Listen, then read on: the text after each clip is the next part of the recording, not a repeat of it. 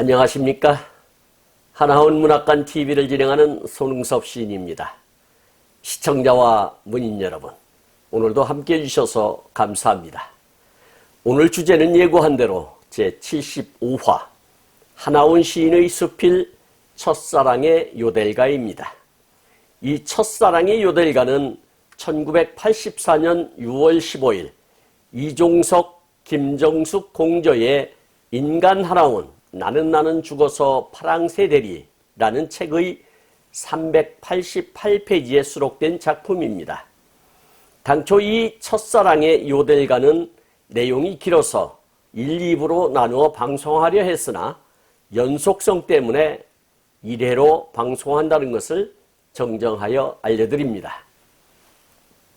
첫사랑의 요델가 하나원, 나의 첫사랑. 아리여 첫사랑 아롱진 눈물이여, 첫사랑이자 마지막 사랑이 된 단 한 번의 사랑이여, 남과 같이 못 살아본 우리 사랑이여, 이렇게 시작을 하고 있습니다. 떠가는 구름처럼 서러운 우리의 첫사랑은 첫사랑이자 마지막 사랑이 되어버렸다. 이 슬픈 신화를 지금 해상한다는 것은 단장 찢어지는 괴로운 일이다. 장밋빛 화려한 젊은 날의 꿈은 덧없이 되고 그와 나 사이에는 지금 휴전선으로 가로막혀 피차의 생사조차 모르고 나로 하여 불행하게 된 그녀의 운명을 생각할 때 나의 잘못을 속죄할 길은 이 세상에서는 없을 것 같다. XX 사랑하는 알에게. 어두운 세월이 다 가는 날까지 기다리고 기다려보렵니다. 그리움에 젖은 하수연을 눈물 섞인 요델, 자연의 목소리와 가성을 엇바꿔서 하는 노래, 요델로 바람에 붙여봅니다.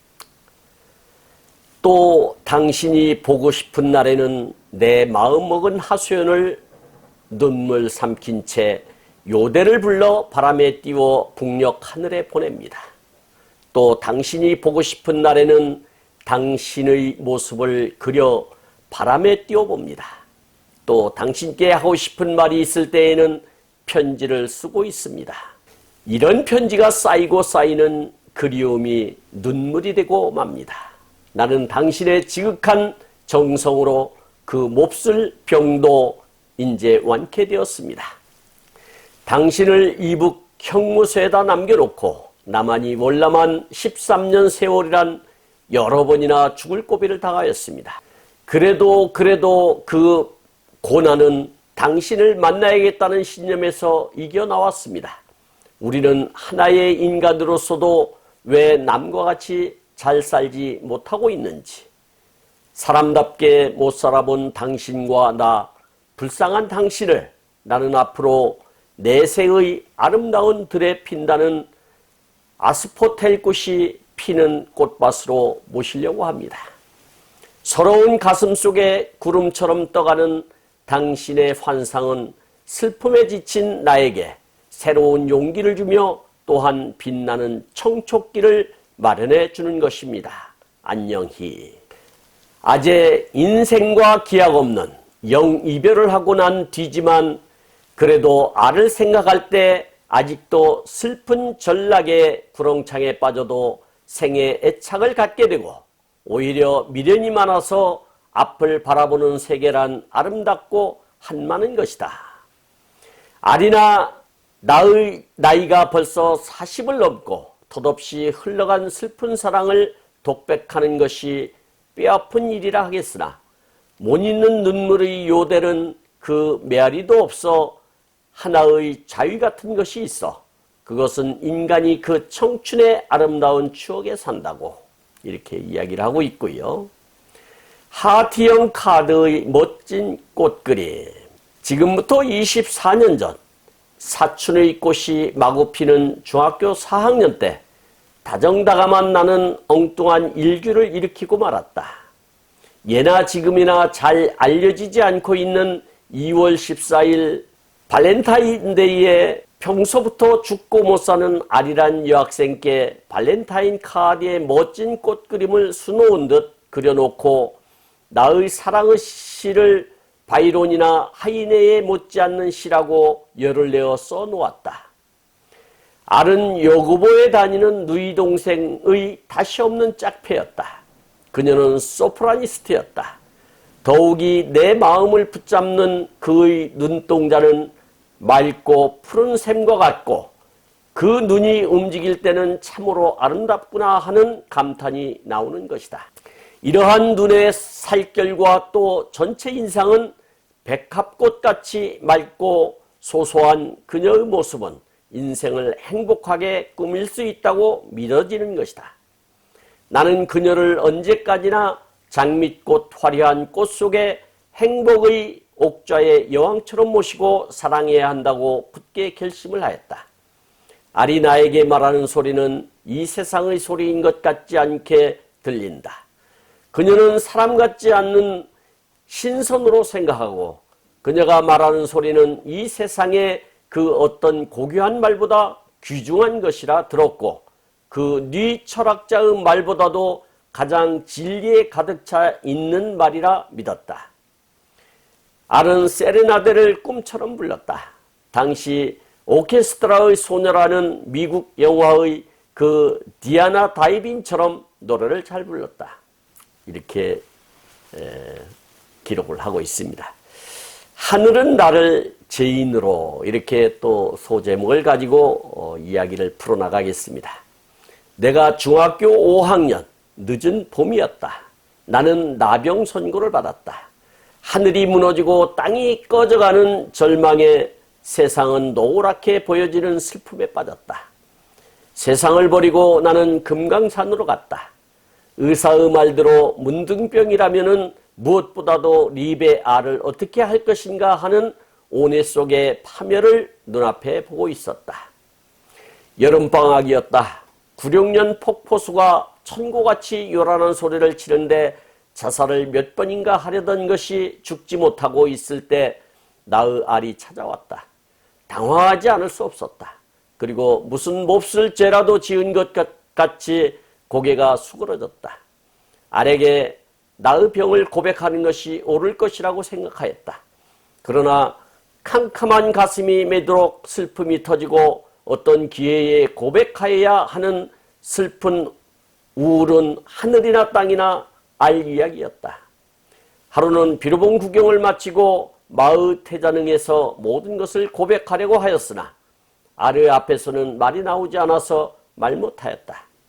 어느 날 집성봉 깃을 옥같이 흐르는 산수물가에서 알에게 고백을 하였다. 100년을 굳게 기약한 사랑이기에 진정코 사랑하는 까닭에 알의 행복을 위해 깨끗이 이별하여야 한다는 고백은 오히려 알과 100년을 맺는다는 기쁨보다도 더할 나위 없이 슬기로운 것이었다. 알은 내 말을 하나하나 들으면서 저만치 피어있는 꽃가지의 꽃잎사귀를 찢어서 물에 띄워보낸다. 그러다가는 마지막에는 그 붉은 꽃마저 뜯어서 물에 띄워보낸다. 나는 이때 시를 읊었다.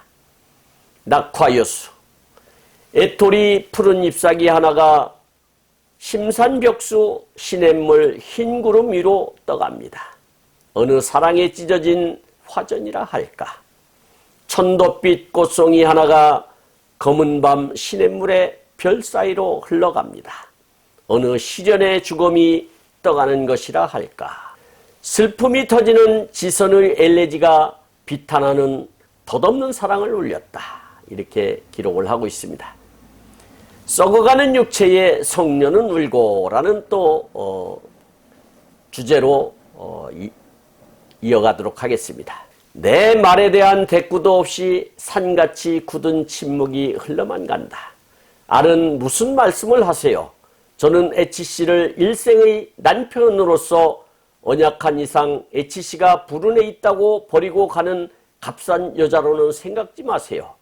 나는 나병의 병약을 말하고 사랑하는 여성을 구렁텅이에 몰아놓고 쉽지 않다고 몇 번인가 거듭 말하였다.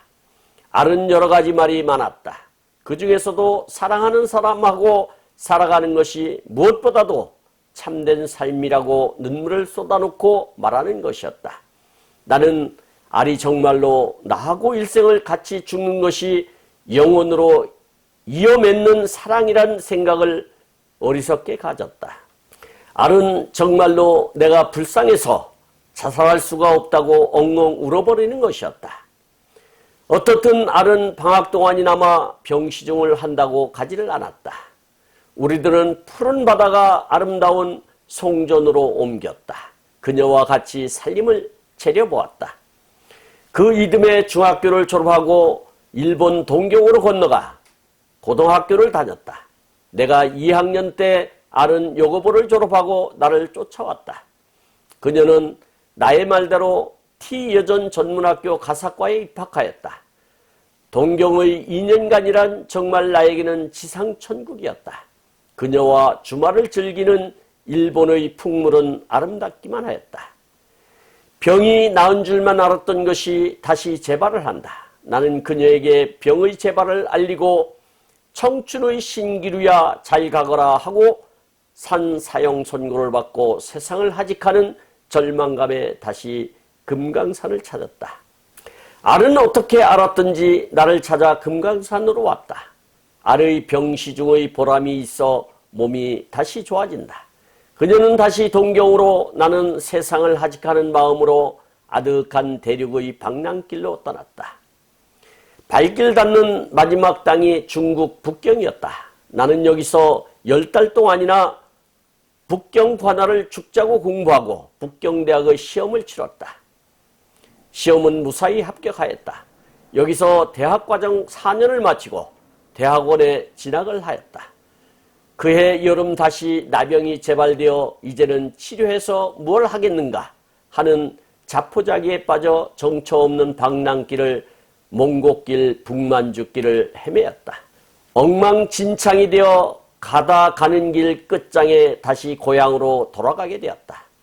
알은 다시 나를 찾아 그 무서운 나병 시종을 보았다. 태평양 전쟁 때라 나병 치료약이 떨어져 그녀는 나병약을 구하려 소록도를 비롯하여 일본 각지의 나병 요양소를 찾아다니면서 약을 구해왔던 것이다. 나는 나날이 썩어가고 그녀는 나날이 여자로서 활짝 핀 육체의 탄력을 보여주며 나에게 거세게 부벼대는 것이었다. 그녀는 결혼을 졸라댄다.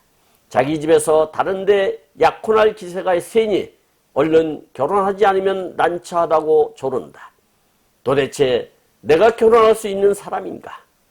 봄이 온다. 잎새가 파란 수양모들이 철철 들어져 바람에 금방울 은방울 소리로 자랑자랑 우는 것이었다.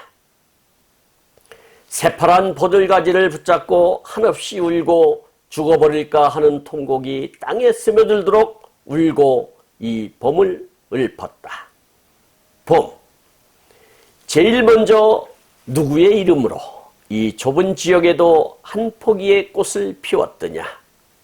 하늘이 부끄러워 민들레꽃 이른 봄이 부끄러워. 새로는 돋을 수 없는 빨간 모가지 땅속에서 움돋듯 치미는 모가지가 부끄러워. 보들가지 철철 들어진 초록빛 계절 앞에서 겨웁도록 울다가는 청춘이요. 그래도 살고 싶은 것은 한 번밖에 없는 자살을 아끼는 것이다. 이렇게 봄이라는 시를 읊었던 것입니다. 그의 숨결로 나는 시를 읊고 라는 제목으로 이어가도록 하겠습니다. 알이 나에게 대하는 지성은 도저히 사람의 일 같지가 않다. 말이니까 쉽지 마구 썩어가는 문둥이의 병간호란 말로써 표현할 수가 없다. 그녀는 행동할 수 있는 조건을 얼마든지 갖추고 있다. 자기의 마음 내키는 대로 살 수 있는 여자가 하필이면 문둥이의 병시 중에 자기의 행복을 저버리고 있으니 정말 천사가 아니고 뭘까. 그녀가 내 집에 자주 있는 탓으로 함흥 학생 사건으로 나와 내 아우가 투옥되는 바람에 그녀도 공산 도배들에게 붙잡히고 말았다. 그 후 그녀의 소식은 시베리아로 끌려갔다는 것이었다. 나는 원산 형무소에 이감되었다. 이래저래 죽을 몸이니 한번 내 멋대로 해본다고 파옥하고 서울길 천리길을 도망쳐 나왔다. 서울에서 깡통을 쥐고 2년이나 문전걸식을 하였다. 얼어 죽을 것만 같은 영하 10여 도의 밤이라도 알을 잊지 않았다. 나로 하여 가엾게 된 그녀에게 흐르는 눈물은 언제나 그녀께 쏟아진다. 나는 그녀의 행복을 비는 마음으로 여인이란 것을 읊었다. 여인. 눈여겨 낯익은 듯한 여인 하나, 어깨 넙직한 사나이와 함께 나란히 아가를 거느리고 내 앞에 무심히 지나간다. 아무리 보아도 나이가 20살 남짓한 저 여인은 뒷모습 걸음걸이하며 몸맵시 틀림없이 저 누구라 할까? 어쩌면 엷은 입술 혀끝에 맴도는 이름이요, 어쩌면 아슬아슬 눈 감길 듯 떠오르는 추억이요. 옛날엔 아무렇게나 행복해 버렸나 보지. 아니 정말로 이제끔 행복해 버렸나 보지. 이렇게 여인이란 시를 읊었던 것입니다. 아마 내가 시시한 시인이라도 된 것은 그녀가 주는 인프레션이 아닌가 한다. 정말 청정무구한 플라토닉 사랑이 주는 그녀의 인간상은 황홀하게 나의 낮과 밤의 세월 속에 흐르고 있다. 이 밤도 그 숨결로 나는 시를 쓰고 있다. 또 숨결은 나에게 생명을 부어주고 반짝이는 그 눈동자는 나의 애로운 영혼을 비춰준다.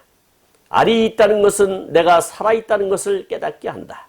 나는 알을 위하여 시집을 2권이나 내었고 알을 구체적으로 해상하기 위하여 초상화 같은 나의 슬픈 반생기도 썼다. 알을 보고 싶어서 6.25 때 이북으로 가려고도 하였다. 지금도 알이 살아있다면 무슨 짓이라도 하여서 니나 페드로바의 가족같이 알을 만나려 하늘 끝까지 땅 끝까지 찾아가리라 결심하고 있다. 나는 알에게 충실하기 위하여 지금 나를 사랑하는 여인을 저버리고 리라꽃 던지고라는 시로서 그에게 나를 맹세하고 있다. 이 슬프고 애달픈 사랑을 다시금 되풀이하며 해상할수록 유행과 같은 가사가 튀어나오기만 한다. 당신 앞에 속죄하오 라는 제목으로 이어가도록 하겠습니다. 아리여, 나는 당신 앞에 사과해야 할 일이 생겼습니다. 나는 지금 숙이라는 여학생을 사랑하고 있습니다. 그렇다 해서 당신을 저버리고 있는 것은 아닙니다. 내 결백한 마음은 천지신명님께도 맹세할 수 있습니다. 왜 숙이라는 어린 여학생을 사랑하게 되었는가 말씀해 보죠. 내가 당신에게 발렌타인 카드를 보낼 때에 당신의 모습을 숙이가 꼭 담고 있는 아름다운 여학생이요. 나는 이 여학생의 모습에서 옛날의 당신을 찾고 있습니다. 정말 당신의 못지않는 드높은 성품을 갖고 기도와도 같은 거룩한 영감을 나에게 부어주고 어머니 같은 숨겨진 사랑으로 저를 대해줍니다. 그리고 따스한 신뢰가 있습니다. 우리들은 서로 사랑을 고백하고 있는 사이가 아닙니다. 아마 제가 너무나 그녀가 당신 같아서 짝사랑을 하고 있는지 알 수가 없습니다. 정말 짝사랑을 하고 있습니다. 지금 그녀와 나의 나이의 차이는 또 하나의 그녀가 있어야 하는 엄청난 세월이 바로 놓여 있습니다. 지금 그녀가 주는 사랑은 청정무구하게 승화한 플라토닉 러브입니다. 나는 조심성 있게 이 사랑의 발전을 예면하고 있습니다. 강물같이 흐르는 슬픔에 눈물을 남몰래 적시고 있습니다. 수기의 백화파 같은 순결에 내가 젖어가고 호수와 별과 꽃과의 대화 같은 그녀의 인간상을 내 눈으로 발견했다는 기쁨을 내 가슴에 나만이 간직하고 있습니다. 화가엔 모델이 있듯이 시인에게도 모델이 있어야 합니다.